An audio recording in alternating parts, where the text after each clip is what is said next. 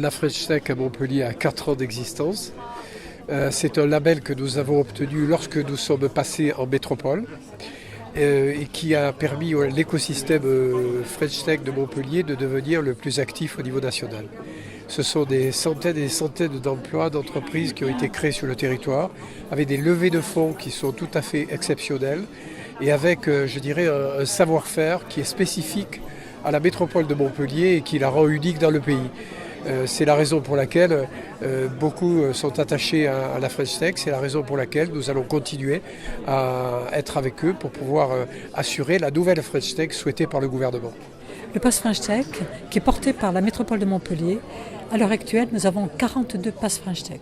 C'est-à-dire que nous sommes deuxième après Paris. Et ces 42 Pass French Tech prouvent justement la vivacité et l'agilité et l'engagement de ces entreprises sur le territoire. Ensuite, beaucoup d'événements créés à Montpellier, Big Up for Startup, un tramway nommé Startup.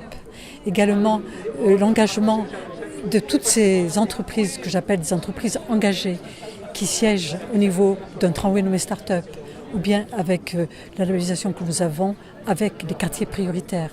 Tout ceci est important. Alors, la French Tech, c'est avant tout une aventure humaine. C'est des rencontres, le plaisir en fait de créer en fait une dynamique sur le territoire, d'être au cœur en fait et de positionner l'humain. C'est aussi le fait de co-créer, d'être dans le design territorial, de participer à la dynamique collective. Et c'est aussi en fait avec la direction du développement économique, Chantal Marion et le président Philippe Sorel, de travailler davantage et de mettre en place vraiment en fait des actions qui sont centrées sur nous en tant qu'entrepreneurs et de partager, de co-construire et de mener en fait des feuilles de route ensemble. Grâce à ce label, nous avons eu énormément d'opportunités qui se sont ouvertes à nous. Première opportunité, nous sommes partis dans les déplacements ministériels à l'étranger et nous avons pu donc rencontrer des personnalités, grands chefs d'entreprise dans différents pays, dont le dernier en date c'était aux Pays-Bas, qui est d'ailleurs, nous avons signé un gros accord de partenariat avec KPN qui est l'opérateur des Pays-Bas.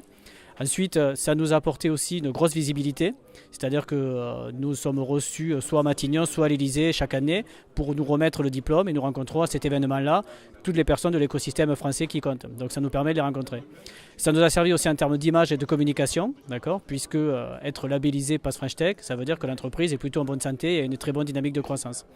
Et ensuite, à l'international, le fait d'être French Tech, on a pu s'appuyer dessus quand on était sur des salons, puisque tout l'écosystème français se réunit sous la bannière French Tech, d'accord, et ça permet d'attirer de nouveaux visiteurs qui ne seraient pas forcément venus nous voir.